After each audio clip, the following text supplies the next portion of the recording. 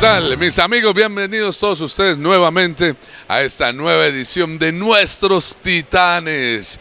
Hoy estamos desde 20 Mission, la cerveza artesanal en la ciudad de Medellín, con un invitado muy especial, un hombre que lleva muchos años haciendo buena música y que ha tenido la oportunidad de presentarse a nivel nacional y mostrar su música a nivel internacional.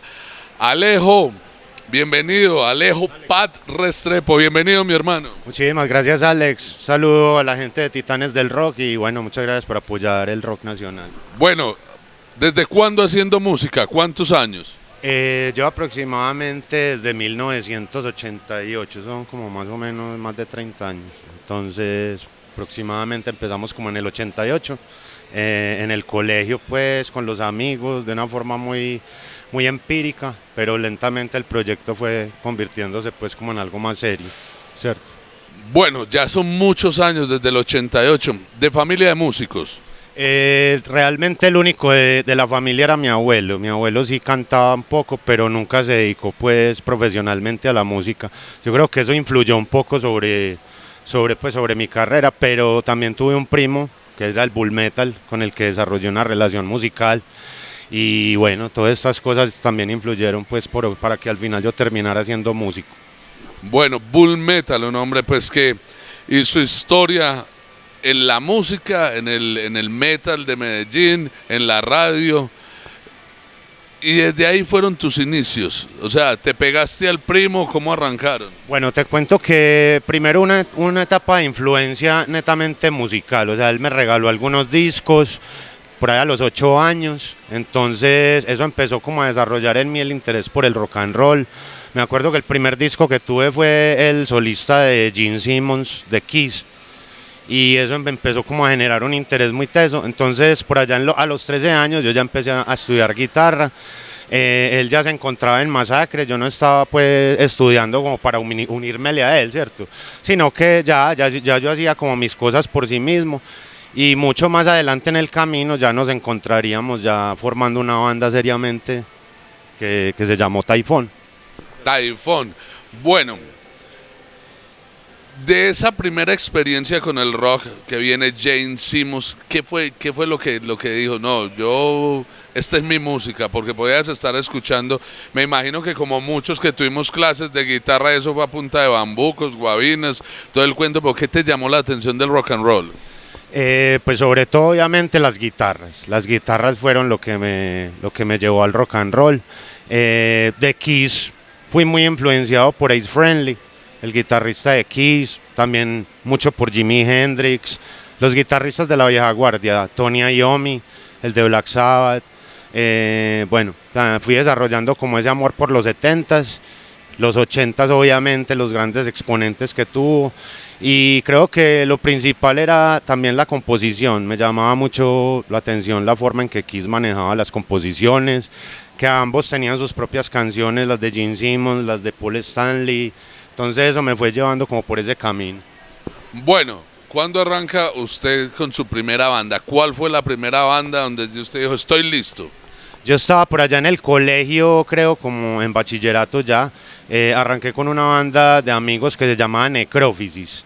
Esta banda pues no logramos hacer nada con ella, pero me permitió hacer mi primer concierto en la vida, pues la primera vez que me lancé al agua, que pues irónicamente me atrevería a decir que no sabía tocar guitarra. O sea, fue algo muy, cierto, fue como primero vamos a hacer y después aprender, cierto. En esa época las cosas se hacían al revés, pues hoy en día. Sí, surrungueaba, pero no, la verdad ni surrungueaba, o sea, tocaba una sola cuerda. Todas las canciones eran en la sexta cuerda, cierto. Entonces fue muy charro haber sido tan atrevidos con ese grupo. Y ya más adelante sí empecé a recibir algunas clasecitas por ahí particulares, empecé a intercambiar conocimientos con gente, y también conocí a alguien en esa época que se llamaba Gabriel Múnera, de una banda que se llamaba Tron, no sé si la recuerdan, de los 80s, muy bacana, que nos sirvió como una especie de mentor en el rock, ¿cierto? En cierta forma tuve dos mentores. Uno fue el Bull Metal, que me dio mis primeros discos de rock and roll. Y más adelante, ya cuando estaba lanzándome al agua, encontré un músico muy experimentado que nos acogió, y yo no sé, como que vio como algo en nosotros y nos tuvo fe y nos ayudó como a nos prestó el ensayadero, nos enseñaba cosas, nos mostraba cómo grababa con Tron y todo eso nos fue como ayudando a generar conocimiento para poder hacer algo más real, pues algo más en serio. Qué buen hombre. Bueno, canto. ¿Cómo nos va con el canto, pues? Con el canto también fue algo también muy empírico. O sea, yo comencé antes del PES a cantar y en el PES fue que me desarrollé como cantante, ¿cierto?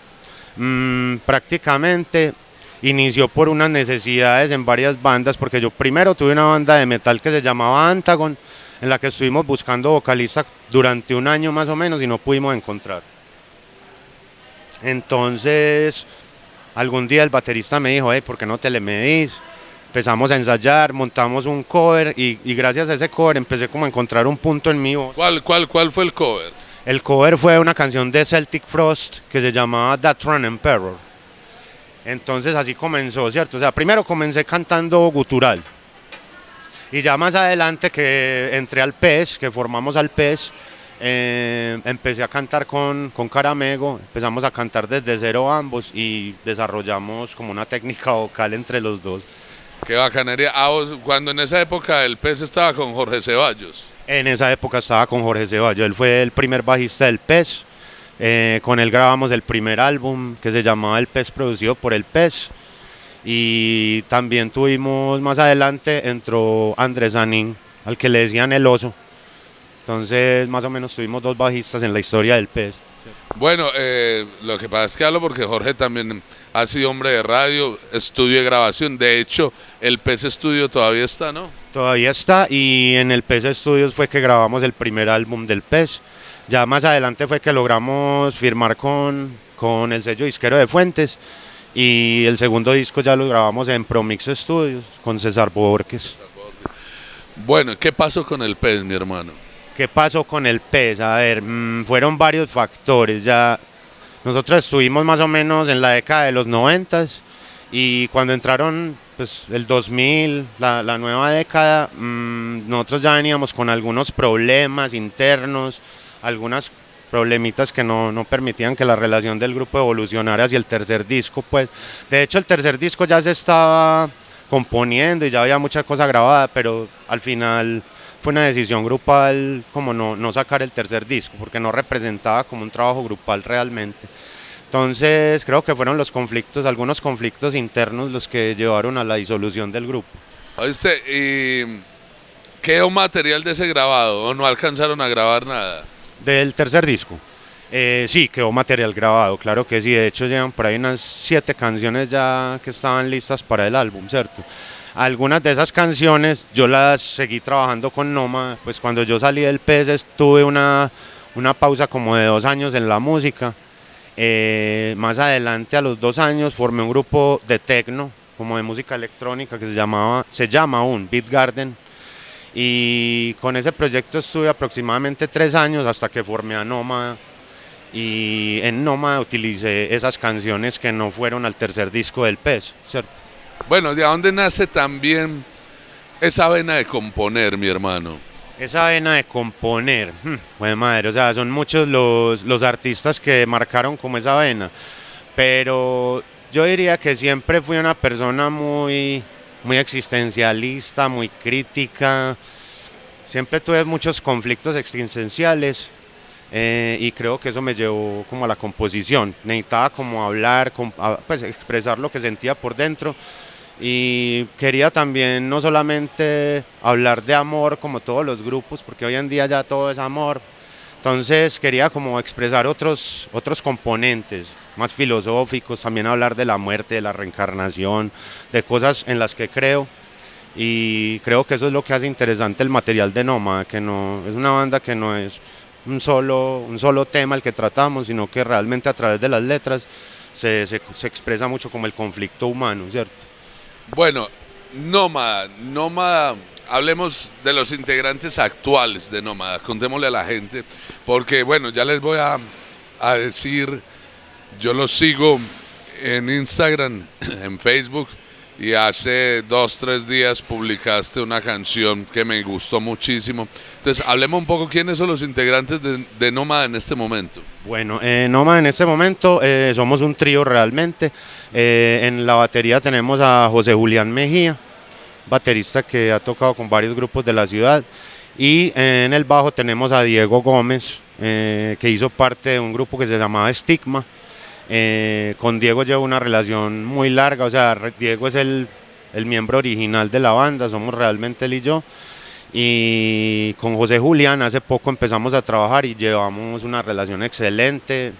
Bueno, ahí vamos con ese formato trío, porque antes la banda éramos 5 personas, en algún momento sentimos que queríamos simplificarnos y utilizar algunos recursos tecnológicos, pues como una pequeña pista que complementa lo que nosotros tocamos. Entonces así nos hemos ido yendo últimamente como en el setup en vivo. O sea, hacer música de diferente forma, ¿cierto? Bueno, pasaste por varias épocas del rock, ¿no? Pasaste por el metal, pasaste, bueno, el pez siendo fuerte era, llamémoslo, entre comillas lo digo, porque la gente habla de lo comercial y no comercial y yo siempre discutí un poco de eso, qué es comercial y qué no, pienso. Pero yo pienso, y escuchando a Nómada son 3 sonidos totalmente diferentes. En estos momentos, ese proyecto de Nómada es lo que estás haciendo, que es que un rock más básico, más rock and roll, más ochentero, más noventero. Yo creo que Nómada es difícil, o sea, una banda difícil de catalogar. Básicamente yo digo que es rock alternativo, pero si uno se pone a analizar las canciones, cada canción tiene un género específico, o sea, ¿sí me entienden? Nosotros manejamos hard rock, manejamos rock alternativo, algo de garaje, un poco de shoegaze, algunas influencias como de electrónica, sonidos de sintetizadores como tipo de Depeche Mode, cosas así. Entonces, ¿cómo? Muy experimental. Muy experimental. Entonces yo realmente nunca me he casado con un género, con Nómada lo que quisiera incluso es que cada canción sea como una especie de universo sonoro, ¿sí me entendés? Cada canción tiene sus propios elementos, sus propios samples y puede tener un género aparte de cada canción, pero sí, manejando como como una unidad en el trabajo.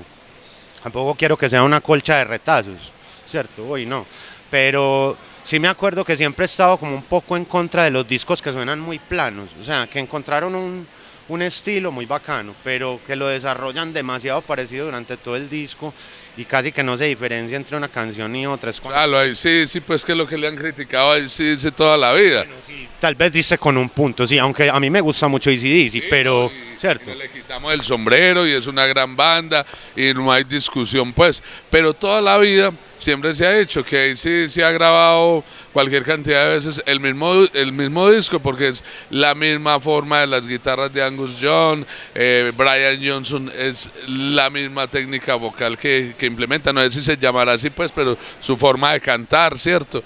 Entonces es algo así más o menos, ¿no? Es algo así más o menos, manejando pues como un respeto muy teso hacia AC/DC, porque pienso que a ellos les queda bien, ¿cierto? A ellos les queda bien, son grandes músicos en el género que inventaron, ¿cierto? Es AC/DC. Pero he visto bandas que encuentran un concepto y como que vos, no, o sea, escuchaste el primer tema y ya sabes cómo es el resto del disco. Y a veces eso le hace perder un poco de experimentación a la experiencia. Entonces, por ejemplo, pongamos un ejemplo, Cerati es un buen ejemplo de ese tipo de discos donde cada canción va tomando como su propio rumbo, ¿cierto? Su propia identidad. Sí, entonces creo que Gustavo Cerati fue uno de los que realmente me ayudó a entender cómo quería yo expresarme a nivel de composición, ¿cierto? Bueno, ya llegamos a un punto bueno. ¿Cuáles son esas bandas o esos artistas? Ya en un principio hablamos de unos guitarristas que son insignia pues en el rock a nivel mundial y siempre van a estar ahí. Pero ¿cuáles son esas bandas que te inspiran, que te gustan, que escuchas? Ajá. Yo tengo una variedad impresionante de grupos. Yo, por ejemplo, a veces me voy a tomar una cerveza, empiezo escuchando Kiss, Y al final estoy escuchando Joan Manuel Serrat, por ejemplo. Porque era que a los rockeros nos gusta la plancha también, ¿no? Cierto, como que Con los años, con los años. yo creo que algo, pues en ese género también habían músicos como muy tesos a nivel de guitarra, de arreglos, entonces siempre encontramos como cosas ahí que nos reflejamos. Y hay letras interesantes de esa época, no cayendo en las que son pues demasiado clichés, ¿cierto? Hay unas que uno ya le da de risa, pues, pero hay unos músicos que dejaron unas cosas, pues, por ejemplo, te vuelvo a poner el ejemplo, las letras de Joan Manuel Serrat, tienen una estructura pues que pocas la tienen. Entonces, por ejemplo, bandas que me gusten. Me encanta, por ejemplo, te voy a poner las básicas pues de los 70s, Kiss, Black Sabbath, ¿cierto? AC/DC, Deep Purple, todas estas bandas. Por ejemplo, de los 80s me gusta mucho Pixies, de Pixies me encanta. Me gustan bandas, por ejemplo, como Pink Floyd, me gustan bandas, bueno, Led Zeppelin obviamente, tenemos bandas de electrónica, por ejemplo, The Chemical Brothers, Prodigy, The Crystal Method, cosas de grunge, por ejemplo, Nirvana, Pearl Jam, Stone Temple Pilots. De metal, me encanta Metallica, nunca criticaría Metallica, siempre le agradecería a esa banda, pues creo que esos radicalismos son muy tontos, pues, y también me gusta Megadeth, me encanta el thrash, Creator, bandas así, pues hasta el black metal, algunas bandas me encantan. No soy el más black metal del mundo y he tocado en una banda de black metal, pero me identifico mucho con algunas bandas, por ejemplo Mayhem. Entonces como ves tengo como un repertorio muy amplio, pues cierto, muy amplio, hasta la música clásica me encanta, el jazz, el blues. Bueno, una formación musical bastante amplia y sobre todo cuando vemos ese repertorio de bandas, pues ahí hay de todo, ¿no? Bueno, vamos a hablar de algo que bien vale la pena resaltarlo, o sea, entrevistas hacemos mucho, siempre digo que no entrevisto a nadie, sino que converso con las personas y vale la pena resaltar, vos como músico tenés problemas de auditivas, ¿desde cuándo? ¿Cómo fue? ¿Qué sucedió? Esto ocurrió aproximadamente cuando tenía 10 años, empecé como a sentir un poco el problema auditivo. ¿Cómo te explico? Es algo genético, ¿cierto?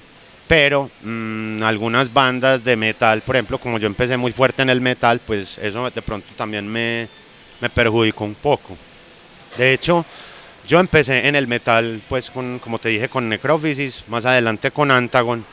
Y de Antagon me tocó salir de la banda por el problema auditivo, porque en esa época me iban a realizar una cirugía. Y esa fue como la razón por la que me alejé al principio del metal.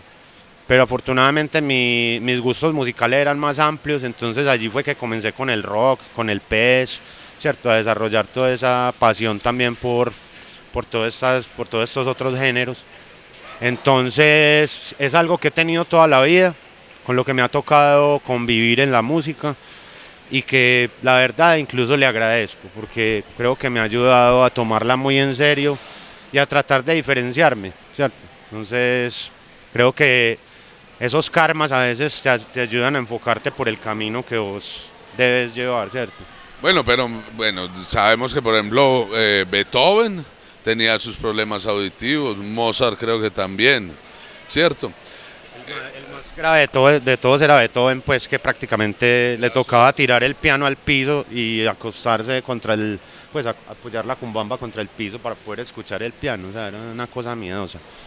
Pero bueno, ¿cómo hace una persona, si la música es sonido, para cantar, para tocar, si de todas formas, como sea, tiene como esa deficiencia? ¿Cómo has enfrentado eso? Pues para mí eso es de maestros, pues, y hay que tener berraquera porque no debe ser nada fácil, ¿no? Claro, subiéndole el volumen, pero sí te digo que uno no se puede dejar de esos limitantes, esas pequeñas limitantes, antes te ayudan a hacerlo con más fuerza.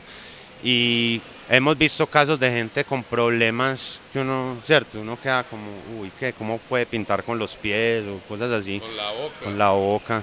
Entonces creo que lo que hacemos no es pues tan descrestante frente a un caso de esos, y esos casos son los que uno toma como ejemplo para seguir día a día, pues, y no dejarte afectar.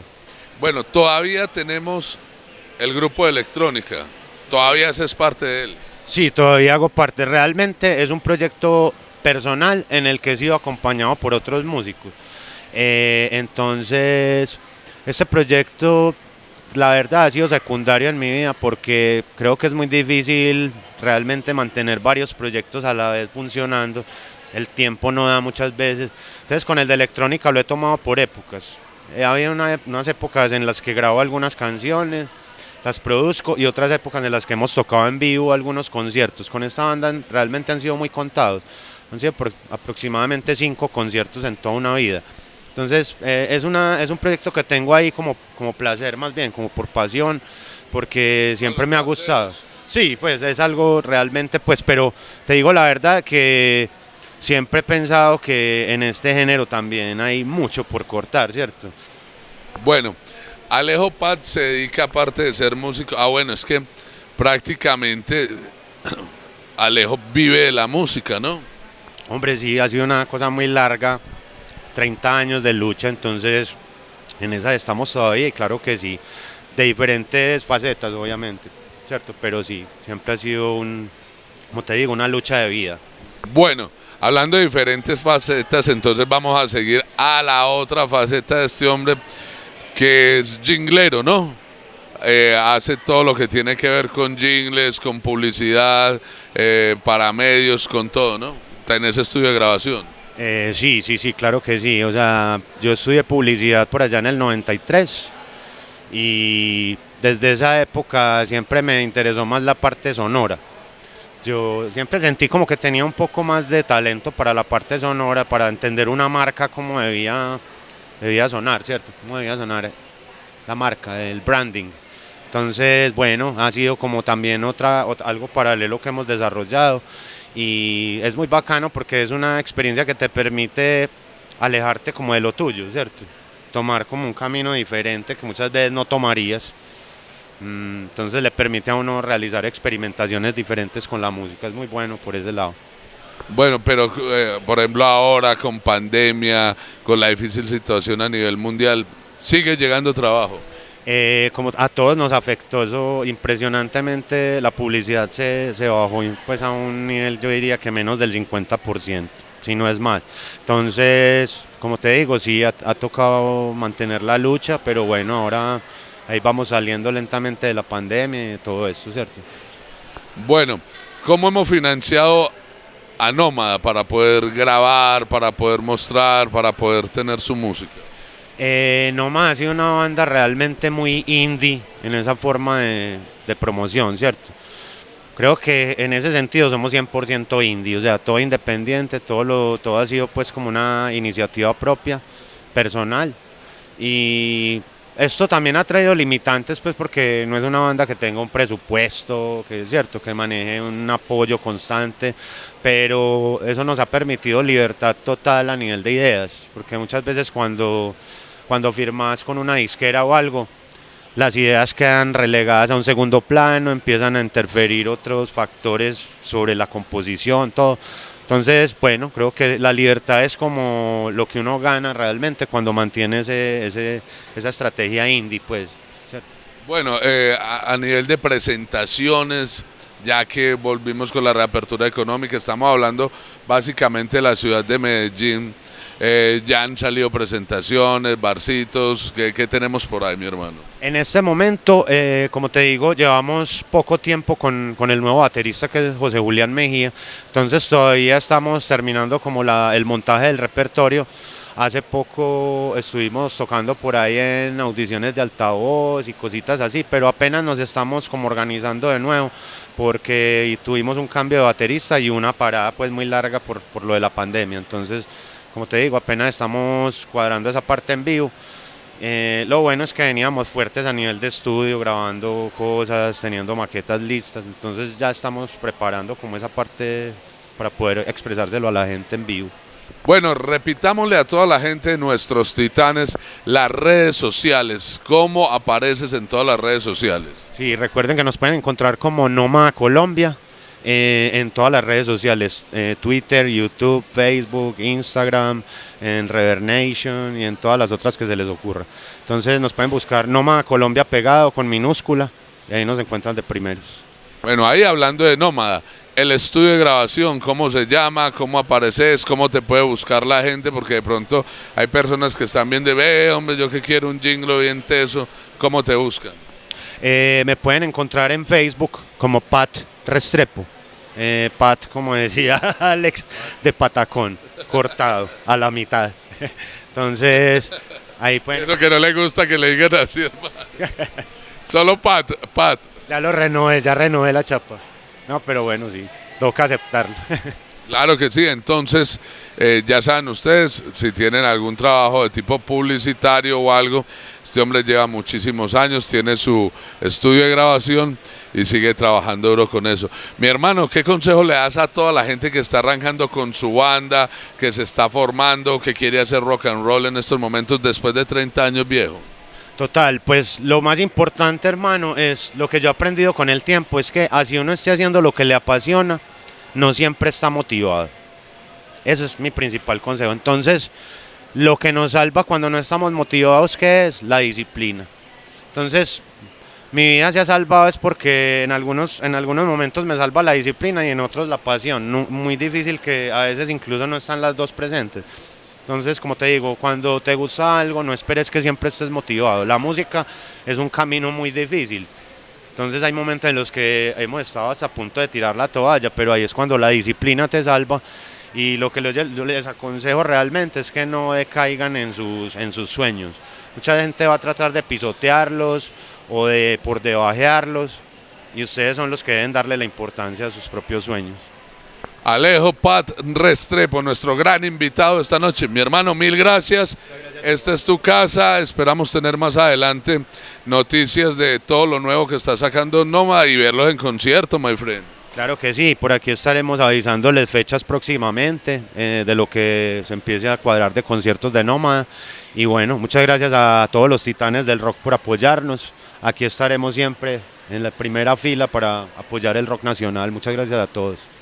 A todos ustedes, mil y mil gracias por estar con nosotros hoy desde 20 Mission, una gran cervecera en la ciudad de Medellín, unas instalaciones bien bonitas, muy bacanas y una bebida inigualable. A todos ustedes, gracias por ser parte de nuestra historia.